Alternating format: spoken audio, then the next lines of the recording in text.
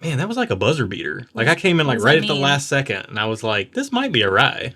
Oh, yeah. Yeah. Look at you But being, it's a being rye in right. disguise. Look I at was you I was being being right. right.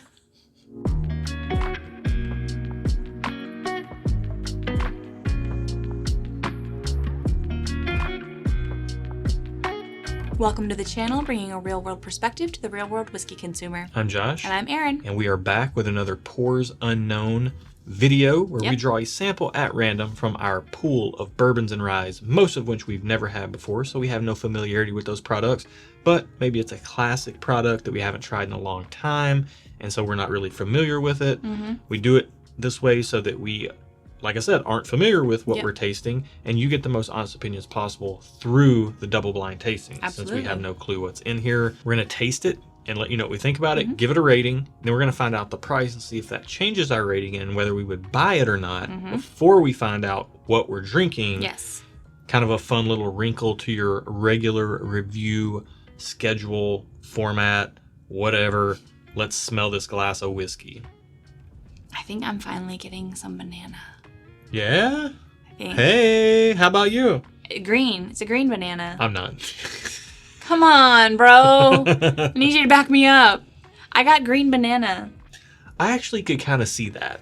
But it's not one you're smelling up close. It's like you're in that general vicinity of the produce section in the store. So you're getting some earthiness, you're getting a little bit of sweetness, you're getting a little bit I'm of getting a lot of sweetness. everything. But I'm getting green banana. And the only reason I think I'm getting it is because I've had several green bananas this week on accident because they looked ripe.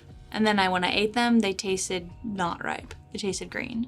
Man, this smells super pleasant to me. It smells sweet. I'm a little nervous about how sweet it might taste. Well, yeah, so there is sweetness there, right? And like the sweetness that I'm getting on this is like an old-fashioned sweetness. I'm getting some like the bourbony sweetness, Okay. caramel, vanilla, oak. I'm also getting some cherry, some citrus, like a little bit of an orange. Like it smells real pleasant, but then the oak in here is just like a little bit of a bedrock for the whole thing. And I don't mean to be hyperbolic here. I'm not saying it's amazing on the nose, but we had some warm-up pours here, and those didn't hit me the way this is hitting me. This is hitting me quite a bit nicer than what we warmed up with. And this, I enjoy the smell of this. Very good, very well, I like it on the nose. Okay, let's taste it. Okay. Oh, There's whoa. What happened there? This is something weird. Is this like a Texas product? I don't know, but something happened halfway through. It switched gears. This reminded me of the Still Austin that we tried. Mm. There's like a weird funkiness to it. Wow. Let's try it again. Yeah, we need another sip of this. This is something weird. This is something different. It's either a Texas whiskey or like some other type of something. It's not your normal bourbon. That's my guess. Well, when you say that, it could be. I don't think it is, but it could be. It may be craft. Mm. And then it could be, but it reminds me of a lot of non-legacy distillery. It reminds me of a type of craft. profiles. The thing that jumped to my mind was that Still Austin that we tried not long ago. Yeah, this isn't hit me like that. It smelled fantastic on the nose, and I'm not saying that what I'm getting on the palate isn't those same types of notes necessarily speaking, but what we're talking about here, like we need to try to explain what that is. There is a corn sweetness here. Corn. That is like when you're using whatever legacy distilleries use, like they kind of all have this same soft sweetness to them. Mm-hmm. This has a much louder sweetness to it. Yeah, but there's like a specific, maybe corn husk flavor that I'm getting. There's a very distinct earthy, but not in like a dirt sort of way, like almost like a corn husk, or there's something about it. It's like earthy and sweet at the same time. And the way they interact with each other, because it is a very sweet sweetness. Mm-hmm. It is a caramel, vanilla heavy sweetness, corn sweetness, just all of that tempered with like this earthy note that is kind of strange when you're used to drinking legacy distillery bourbons. Yeah. Oh, I was not expecting that. Yeah, I can't say I was expecting it either. you've taken like 4 sips now. Well, I don't think I've taken but 1. Because I'm trying to figure it out. Yeah, keep going back to the nose to see if that's changing at all, and it's really not. Like, the nose is really good. I'm really enjoying the nose, but the palate is just throwing me for a little bit of a loop. But I've only taken 1 sip, I think, and maybe more. But I think that might be why I'm having a hard time figuring it out, because the nose and the palate are so different, and that when that happens to me, that throws me off. It's happened before, and whenever it does, I'm always a little bit confused. My brain is like, does not compute. I don't know, man. This might be like an MGP that's just like barrel selection wise. It might be like a little bit more of a weird and wacky MGP profile. Perhaps. Which those do exist out there. But second sip or whatever sip that was for me, the funk weirdness, like I had to acclimate to that. I mean, it's still there. It's still there, but it's taming down for me, and it's not quite so heavy-handed on the corn sweetness.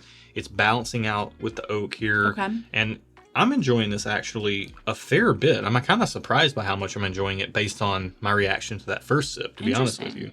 I've had several, and I don't think I've acclimated as much as you have. Okay. You have a rating already? I do. I need another one before we can get into that. I'll have water.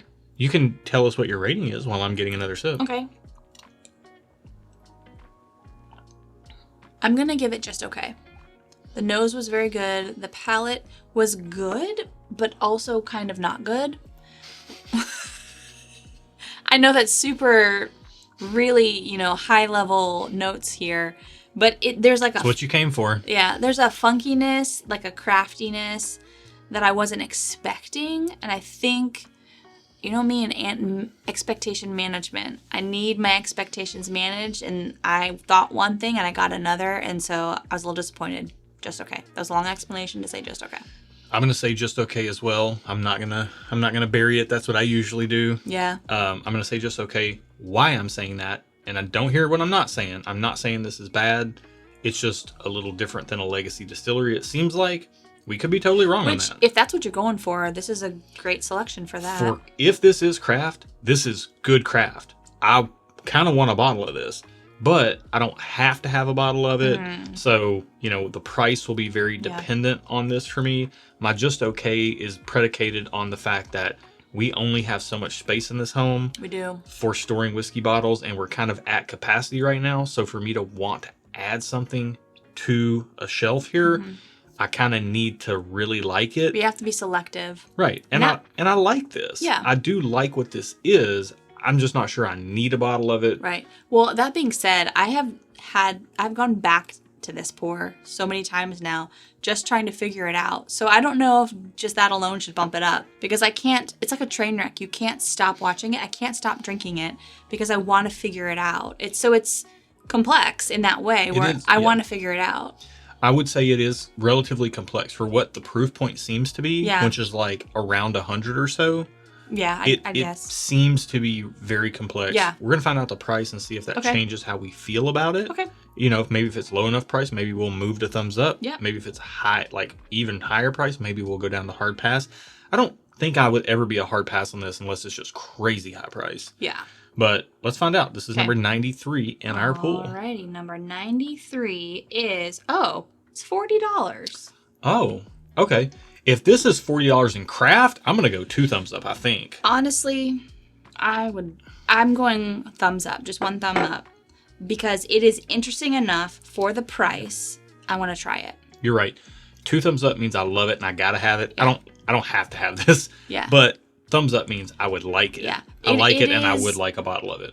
It's the kind of pour that I have literally come back to 4 or 5 times now, because I just kind of want to figure it out. And it's like, I like it, but there's something off about it. What is it? But then it's at the same time, I still like it. So it's a weird one, but I'm here for it. Okay. Well, let's find out what we've been drinking. Okay. What is it? I was just about to say, it could be a rye, but... It is a rye. Really? It is. Oh, this is a sweet rye. Chattanooga 99 rye. So it's 99 proof. And this is thanks to Bill and Delia Kavanaugh. Oh, wow. Thank you, guys. Okay, so Chattanooga has done some wild things, I feel like. Yeah, they definitely have. I don't know if you could call this a craft rye. Chattanooga started as a craft distillery, but they've definitely grown some. This was striking me like a craft bourbon.